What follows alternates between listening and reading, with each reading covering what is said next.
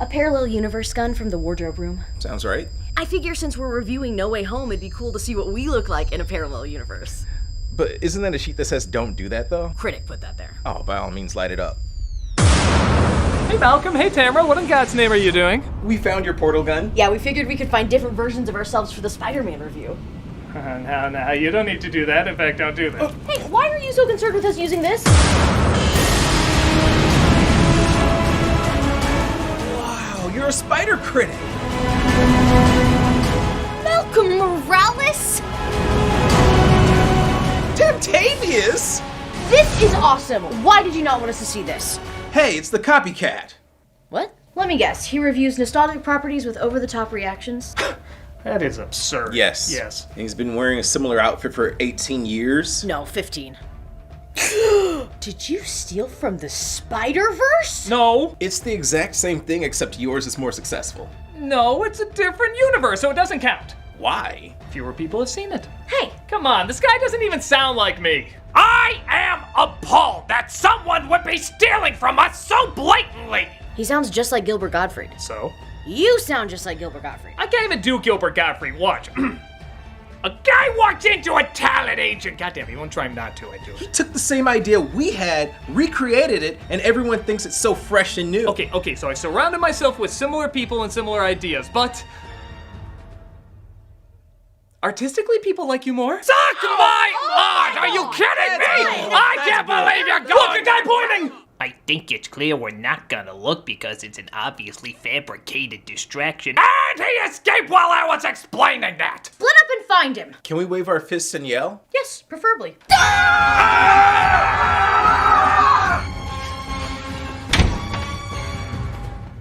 Should successful property be praised when something like it was already done? In the same franchise? Don't get me wrong, it happens whether we agree to it or not. Hunger Games with Battle Royale, X-Men with Doom Patrol, Phantom of the Opera with School Days, it's an age-old occurrence.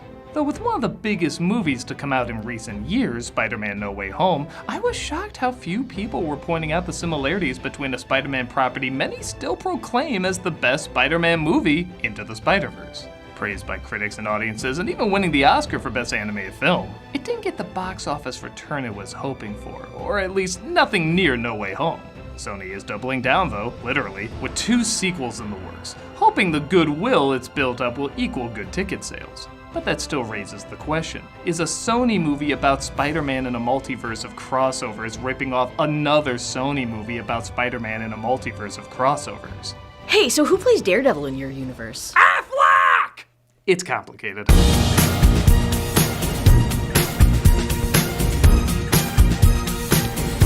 First of all, you have to realize the hype around this movie was almost next level. I'm really not kidding when I say this was on par with Endgame or The Dark Knight. It wasn't just past characters from Spider-Man meeting up, it was past actors. The internet flipped. Just seeing Alfred Molina and knowing there could be even more actors involved made everyone, well, honestly, the movie still would have done great even if it was just okay. But luckily, it had some great action, wonderful acting, and surprisingly brilliant storytelling that balanced a ton of characters, many of them beloved, into one movie without being a huge mess. Only one other Spider-Man film managed to do this more effectively, and you guessed it, it came out 4 years earlier. But here's the thing. Not only is No Way Home live action, which doesn't make it a better experience, but does make it a different experience, but it's done at the height of the nostalgic reboot. Yes, nostalgic properties have been milked for years, but the idea of getting the original cast decades later for a reunion/reimagining is not only hot, but it's fading into lukewarm. No Way Home came out just as people were starting to get sick of aging stars banking on your fond memories. But it still did something new yet familiar, winning everybody over, and that's no small feat. I don't think it's an example of Spider-Verse walk so No Way Home could run, it's more Spider-Verse run so No Way Home could run in a different way. While there are similarities, and I still stand by Spider-Verse as the better film, I think it's important to understand why this worked as well as it did, and why, in my opinion, it's a case of influence, not ripoff. To a point where people you think would call it a ripoff don't. Aha! He's in here! Damn it! What? What's wrong? We come from a universe where the aliens from Signs took over. We're not very good with doors. It's okay, let's just get some water and think of a plan. It scares us even more! Let's take a look at Spider-Man No Way Home. The film picks up right where the last one left off, with Spider-Man, played by Tom Holland, being outed as Peter Parker and his girlfriend, MJ, played by Zendaya, caught in the middle after people think he killed the false hero Mysterio. I never want to do this ever again! Even though the effects in this are hit and miss, I have to admit the swinging scenes are probably the best since Amazing Spider-Man 2. Yes, good things came out of that aside from Giamatti's accent. I crush, so I kill you. I destroy you. They go to Aunt May, played again by Marissa Tomei, but so do the police and everybody gets arrested. I hate it when the jackass cop in the movie has a point. A boy was entrusted to you, and as his legal guardian, you not only allowed him to endanger himself, but you actually encouraged it. My client would like to refer to the argument of, oh come on, comic books! They're released on bail and greeted by, I don't care what anyone says, my favorite cameo. That's great. Oh, does your universe not require an audience track with your movie? No, Ours does. It's the law. it's the law for all your movies to have audience tracks. No, just this one. Yeah, the pauses go on way too long without them.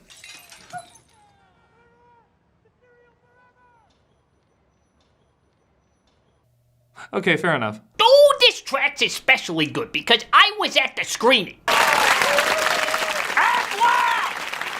I really like this cameo for two reasons. One, it's nice knowing these series are still canon. Two, Peter doesn't have any money, so it makes sense he would represent him. Which is more than I can say for that Jennifer Susan Waters. God, I hate her ads. Peter, MJ, and his pal Ned all try their best to adapt, and I knew this movie was working when I realized I didn't need the characters from the other movies. No part of me was getting restless or looking at my phone saying, when are they gonna arrive? These leads are so ridiculously likable, their problems surprisingly relatable, and the pacing for as much information as they throw at you is amazingly stellar. Much like Spider-Verse, this should not work, but it brilliantly balances out. In light of recent controversy, we are unable to consider your application at this time. Peter sees his friends are not accepted into college, most likely because of him.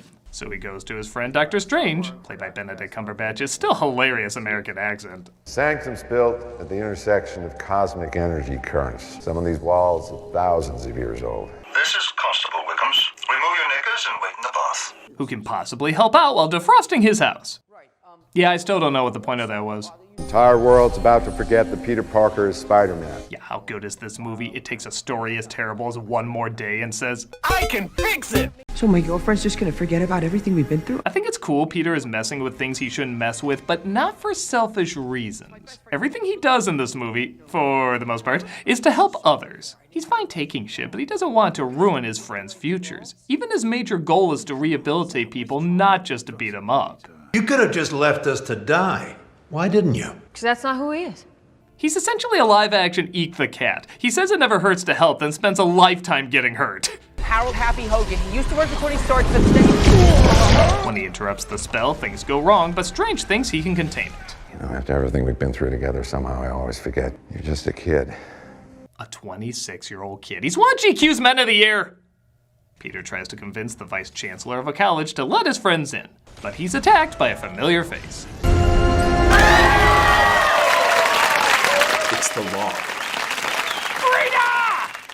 Like I was saying, we get Doc Ock back in the picture, played again by Alfred Molina. Hello, Peter. You might be wondering why I'm 20 years older and 50 pounds lighter. The answer is, ooh, the Doc Ock theme. Da da da da, classic. I should point out almost every action scene is ridiculously creative. I mean, this is an 8-legged octopus man fighting an 8-legged Spider-Man. Can we just give thanks we live in a world where this is popular? Pairing new device. Peter uses the nanotechnology from his suit to control Doc Ock's arms, but more importantly, his friends are getting into college! Again, this movie is really working when I was concerned about that throughout the entire fight. I'm gonna talk to admissions about your friends, and I'm gonna talk to them about you. I'm gonna get you that role in the Uncharted movie. Oh, please don't. Strange finds out Octavius isn't the only new arrival, though, as he locks up both him and the lizard. Frankly, the multiverse is a concept about which we know frighteningly little. I saw everything everywhere at once, and I couldn't follow a lick of it. This looks like a job for half the characters from Recess. Scooby-Doo this shit! You know, I know a couple of magic words myself, starting with the word please. Not cool. They try to figure out where other villains from other worlds could be, leading to a joke you either love or hate. I'm sorry, what was your name again? Dr. Otto Octavius. Wait, no, seriously, what's your actual name? On the one hand, this doesn't bother me too much because they made fun of it in the original. Guy named Otto Octavius winds up with 8 limbs. What are the odds? And even Peter makes a joke about Strange's name. I'm Peter, by the way. Dr. Strange. Oh, you're using your made-up names. I'm Spider-Man, then. So my only gripe is, wouldn't he be used to these names by now? Maybe an eye roll or something could work, but laughing this hard like this isn't the world you live in is a little strange. Dr. Strange. That's pretty good. See, even that worked a little better. They search through the internet and I think Onward cameos to discover 2 other visitors, Sandman and Electro. Ray Charles can't see! I absolutely love that Sandman helps out in this one, and despite both Thomas Hayden Church and Rhys Evans barely showing their faces, it does make a difference having their incredibly distinct voices. Knowing how crazy the planning and scheduling for this must have been, it doesn't feel like a cheat. The power is different. Electro, played again by Jamie Foxx, you can tell they're trying to fix as a character compared to the last one, but all they get is he's a literal power-hungry villain who wants electricity. And given this, his writing's still consistently awkward. It's actually my fault that you're here. Like the universe? Or the woods? I hate the woods. It's barky and rough and irritating, and it's everywhere! Strange traps them as well, and remember when I said the effects were hit and miss? The lizard is the worst of that. Speaking of which, what happened to you? Last I recall, you had bad teeth, glasses, and a comb-over. He wasn't that great an effect to begin with, but now he looks like a Super Mario Brothers movie Goomba cheese sandwich with the Geico gecko. We have a new world to conquer. Speaking of green abominations, when Willem Dafoe shows up... Nemo! Here's my other personal biggest applaud moment. You can't escape yourself.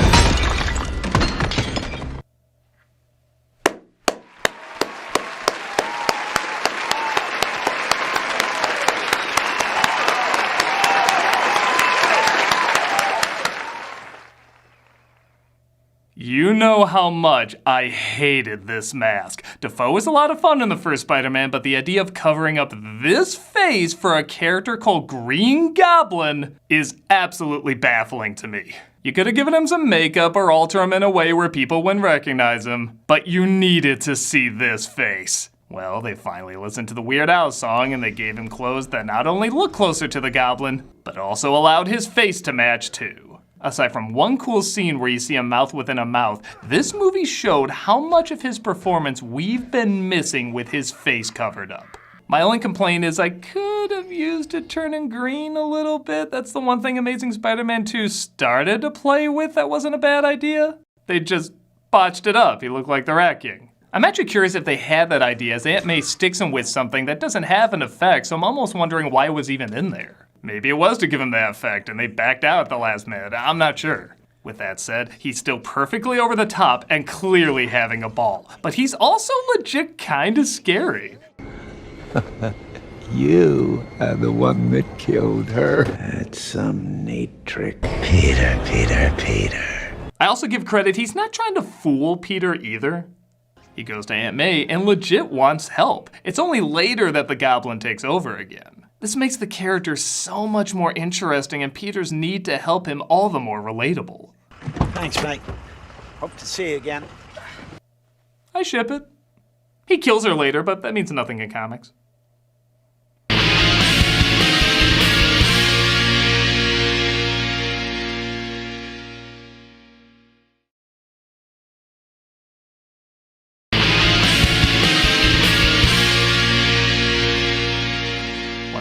Are caged up, Strange says he has to send them back to die. Peter thinks they're still good in them though and steals the spell from Strange, who literally knocks him out of his body.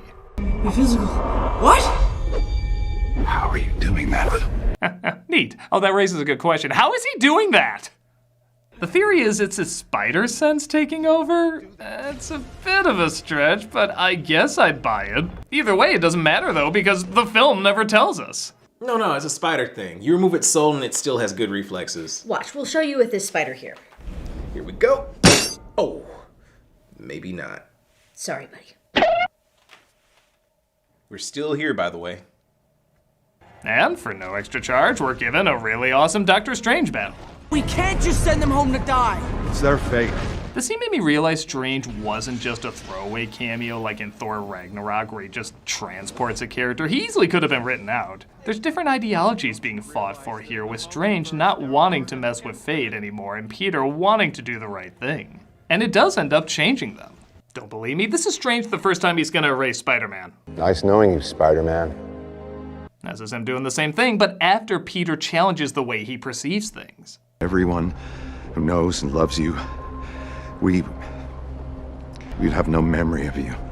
He goes through an arc, and it's nice he isn't just here because he's a face you recognize. Also, Peter using math to figure this world out is both clever and surprisingly believable. I'm actually amazed at how smart this solution is. The mirror dimension is just geometry. You're great at geometry. Square the radius. Divide by pi. See, so in the likely circumstance you're trapped in between worlds and fighting a magical realm wizard, geometry was finally essential to learn in school. He traps Strange in his own world, maybe for a little too long. What's the amount of time he was there? I've been dangling over the Grand Canyon for 12 hours. I know. What'd you have lunch with the Midnight Gospel? And Peter decides to do his best to rehabilitate the villains. Look, our technology is advanced. I can help you. You know, I'm something of a scientist myself. Do you think that's your catchphrase? Why do you think that's your catchphrase? I really shouldn't be too picky, seeing how so much of this movie works better than I would have thought possible. With that said, man, this is a lame way to write out a character. Where's Connors? He told me he wants to stay in the truck. Okay. No cure for him then. Peter's mouth wasn't even moving when he said that line. Where's Connors? Let's go eat, huh? But it's cool. They randomly cut back to a truck shaking to show, oh yeah, we didn't have to edit that in at the last minute. That was always in the script. Maybe they just got tired of looking at his Teenage Mutant Audrey 2 face. When I get out of this, we're gonna rip you a new town. For a while, Peter seems to legit help them out as he reprograms Doc Ock's chip, gives Electro a stabilizer, and even Norman helps out. When all this is over, if you need a job and you're willing to commute to another universe. And I have to say, all these actors are bringing their A game. Not one of them feels like they're half-assing it. With that said though, the Goblin does take Norman over and convinces everyone pretty quickly that evil is cool and Good is dumb. These are not curses, they're gifts. Gods don't have to choose.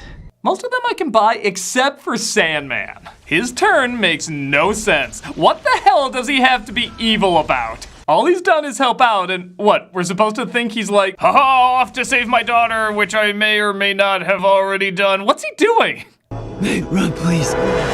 He tries to stop them, but gets killed by the Goblin. I have to admit, I like that she dies doing something noble and isn't just a bystander. And with great power, there must also come great responsibility. So on top of the scene playing out really well, despite her saying what you've heard a million times, despite her clearly replacing Uncle Ben, despite you could argue Tony was the Uncle Ben role in this universe, they changed with the lore in a way that's backwards, but does ultimately add up. One of my pet peeves with the other Holland films is that there was no sense of purpose. I didn't want to see Uncle Ben die again, but if you show me those two movies without me having any knowledge of Spider-Man said this is one of the greatest heroes ever, I wouldn't know what you were talking about. It'd just be a kid trying to be a hero done well, but done in a million other stories. But whether intentionally or unintentionally, they made Parker someone who just wanted to do good and over time gained that purpose, gained that sacrifice. It's also done after we've gotten 2 movies to really know him and his friends, so it feels a lot more personal. I just wish we could see Peter. Speaking of which, Ned tries to help by using one of Doctor Strange's rings, resulting in... Kick-Oni! A lot of people say this film was redemption for Andrew Garfield, but you're wrong, Garfield was always great.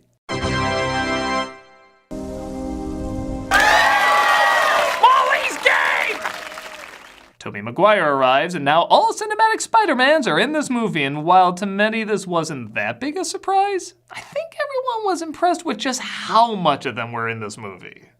I was assuming they'd be in the climax, or maybe a little cameo at the end where they help out, but they are here for most of the 3rd act, and they do everything you want to see these 3 do. Except one thing. No, they did that behind the scenes, this movie's great!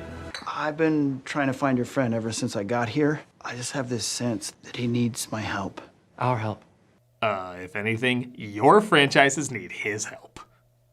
This movie is smart to let the friends meet up and cry about losing Aunt May. Most movies would rush into getting all the Spider-Mans together, but a scene like this shows they do care about the characters first. And when they do meet up, this whole scene feels like a love letter to all the themes and ideas that have carried through Spider-Man. My Uncle Ben was killed. It was my fault. Uncle Ben like the rice? We do that here. It is pretty funny when Peter asks if their versions of Uncle Ben said with great power comes great responsibility. Garfield almost has to think, is that what that overwritten line was trying to say? She told me that with great power comes great responsibility. What? How do you know that? If you could do good things for other people, you had a moral obligation to do those things. Not choice, responsibility. Uncle Ben said it. Sounds like your version was a little tighter, could fit on a t-shirt, but same idea. They science up and figure out ways to zap the villains back to normal and tell them to meet at the statue of Captain America. All the villains show up, and while they all still have great chemistry, this is surprisingly kind of a lame climax. Of course it's awesome to see the three Spider-Man swinging around, but it's a pretty ugly looking finale. It's murky, it's dark, it looks like they smeared a fart on the lens somehow. Even the statue has a look like X-Men did it, and even then it was pretty meh. They do get the villains back to normal though, leading to this obvious but still kind of funny line. I just thought you was gonna be black. Oh man, I'm sorry. I don't apologize. There's gotta be a black Spider-Man somewhere out there. Well, and like a black property, the white property is constantly taking ideas from it. If you're like me, you thought this death of girlfriend moment was gonna be some into darkness bullshit, but somehow it went from worst scene to best scene in a millisecond. Are you okay? Yeah. Are you okay? Hell with Tick Tick Boom, that one face should have gotten him an Oscar.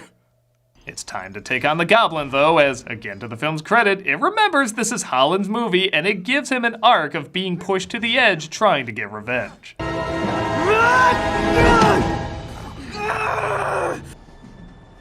So while there's things animation can do that live action can't, there are things live action can do that animation can't. This is an example. This image has to be Tom Holland, Willem Dafoe, and Tobey Maguire. It's only powerful because it's these actors right there with years of history behind them. There's not even a line here because it's not needed. It's all in their looks. I'm not saying animation or live action is better, they're just different, and a good art form should lean into what makes it different. Goblin is turned back to normal, but Strange says the multiverse is out of control and he has to make the world forget who Spider-Man is to set it back to normal. I want to wait. Wait, tell me when you see me again. I usually hate these setups because it feels regressive and like things aren't moving forward, but seeing how the series is already backwards and they turned it into something great, I am curious what they're gonna do with it. We haven't had Peter all on his own in the series yet with no friends or expensive gadgets. That was a pretty big part of the comics for a while, and I wouldn't mind seeing how they handle it. Also, again, the acting is really stellar and everything builds up to this choice of him leaving the ones he loves so that they can have normal lives. Rent is due on the 1st of the month. Don't be late. You'll get your rent when you fix this damn door! Oh, next one. Oh, I'm not kidding, as the after credits sequence shows what I thought would be a big upset with Tom Hardy as Venom getting zapped back to his reality. I thought people were gonna freak because they were really building this up in the last Venom movie, but maybe folks realize we really didn't want to see these particular movies together. Sir, you have to pay the bill. What is happening? No! Hey, at least I technically make this a Sinister Six movie! And that was, in my opinion, the best live-action Spider-Man movie. It's like it took all the little problems that added up in the other films and almost completely fixed them. Okay, it's not 100% the comic, but it not only somehow made the other films more like the comics, but it got the soul and character down in an almost totally backwards way. Getting us to relate to these people for 2 movies, playing the long game and having us warm up to them really leaned hard into the whole friendly neighborhood Spider-Man feel. I really love watching Tom Holland grow up as Peter. Yes, he was like 20 when these started, but it's actually kind of eerie how much he's looking like Parker growing up. Much like Spider-Verse, this isn't how I would imagine the best Spider-Man movie, but that's also what I really like about it. It is different, while also paying homage to everything we love about this series. Where Spider-Verse did everything that could be done with that idea in animation, No Way Home did everything that it could with this idea in live action. At least in a way that, for the most part, balanced out. I really don't think it would have worked if these guys were brought in too. Both this and Spider-Verse are movies that on paper shouldn't work, but because of great skill, clever thinking, and a clear love and understanding of the material, they show their strengths in both their similarities and their differences. Of course, pushing really hard, that's a door's weakness. Okay, critic, we're gonna... It's all good. I did a review, now everything is fine. Oh, is that how things work around here? Pretty much, yeah. Huh. Well, I've learned that you really can't... We know. Oh. But I think I've learned that you can never... We know. Oh, I guess you can show yourself out then. Got it. Say, how is Gilbert Godfrey here? In our universe, he's working on a new version of the Aristocrats joke with Bob Saget and Norm Macdonald to make some good people laugh. The same. Good to know.